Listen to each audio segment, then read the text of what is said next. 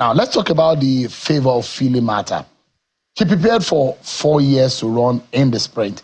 She qualified for the 100-meter event and was ready to compete, Minister. Days to the event, she discovered she wasn't registered. It's so heartbreaking for the young girl who has worked so hard. You could see it in her faces, crying and all what have you. You, as the Minister of Sport Development, should we hold you accountable or responsible since you have not told Nigerians who did that wicked act? Okay, as sports minister, you won't hold me responsible for what happened, as regrettable as it was.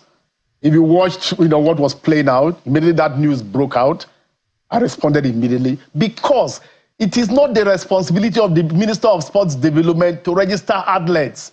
It's between the federation in that particular sport and NOC. But you are the administrator. In fact, at the Olympics, the sports minister almost has no recognition whatsoever.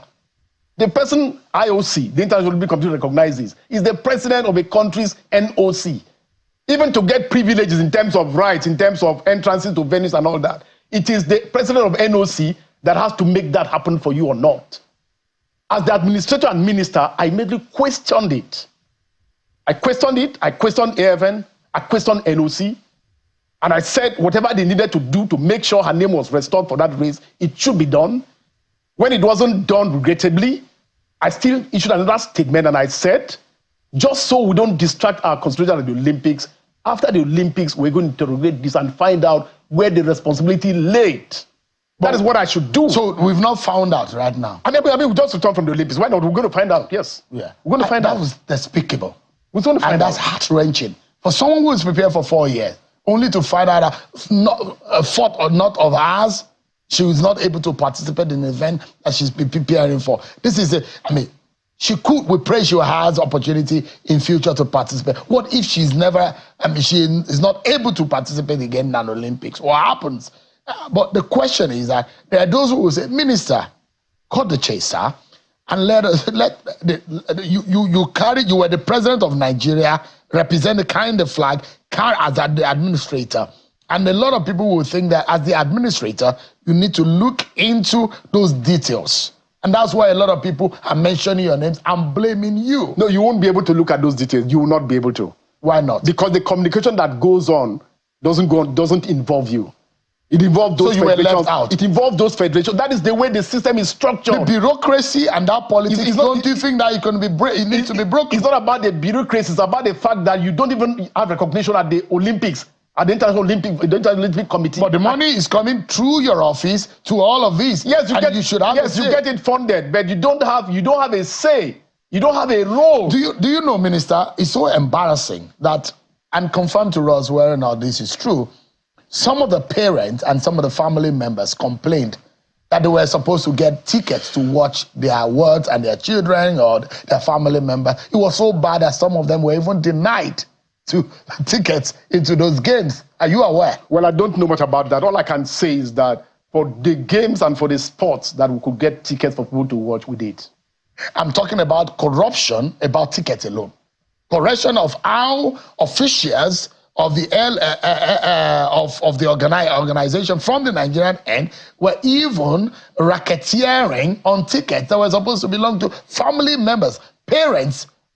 Family members of some of the athletes were complaining. Those who traveled down. Sure, my attention hasn't been called to this, but if it's this kind of serious matter, I'm available and I'm ready to get all the reports about all of this, and I'm willing. So you are promising Nigerians that the case of Favour Ofili, you are going to get to every matter that has been a problem in this Olympics. The Ministry of Sports Development under my watch will thoroughly look at, will not ignore. We're going to deal with it head on. As the ministry apologized officially to Favour.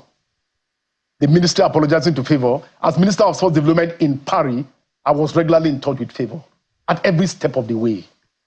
At every step of the way. And that's the kind of approach I've adopted since becoming Minister of Sports Development. A lot of things went wrong, Minister. I relate with the athletes directly. Take, for example, cameras caught one of our athletes crying. What happens to the handlers? Why was the athlete crying? No, we should be asking. We were not there on the ground. We were watching on TV. Who was the athlete that was crying? You didn't see Favour, it, Minister. Yes, Favour, yeah. And I questioned it. And the president of the NOC told me, at that corridor where she was crying, where after every event, the athletes have to pass through. The only people that can be there are accredited journalists. and I questioned the president of NOC.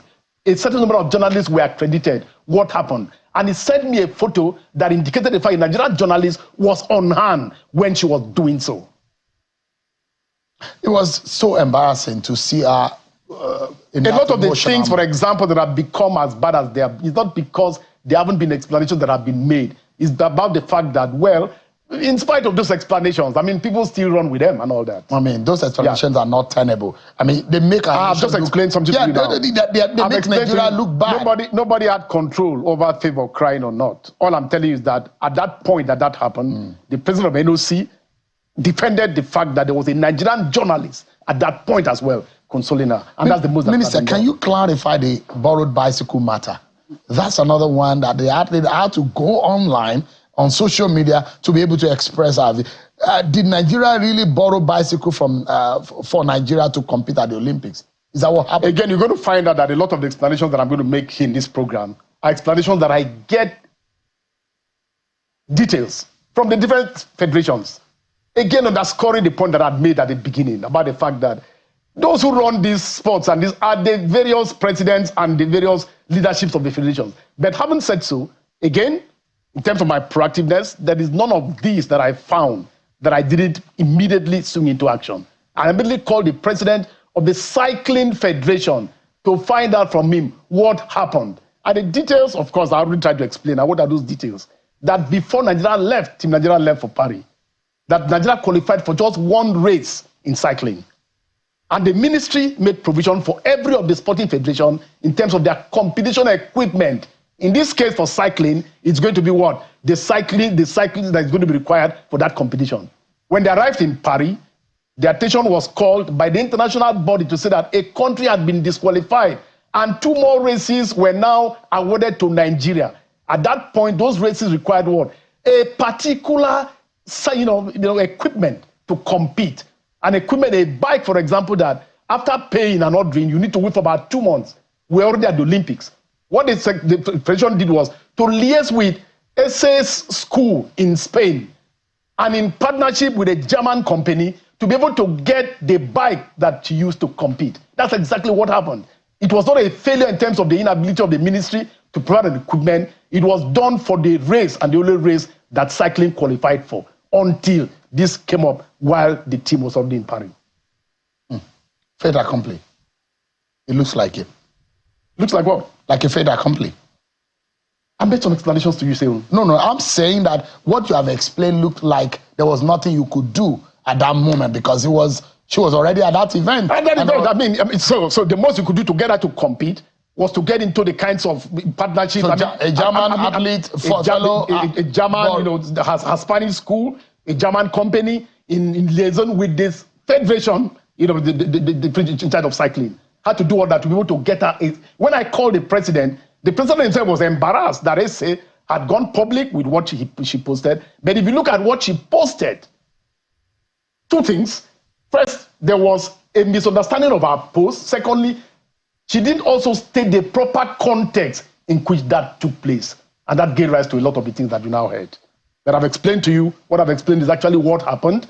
Already at the Olympics, 2 more races were awarded that required some particular approved bikes for which the country couldn't have. Even if we paid money that day, we wait till after the Olympics to get the bike.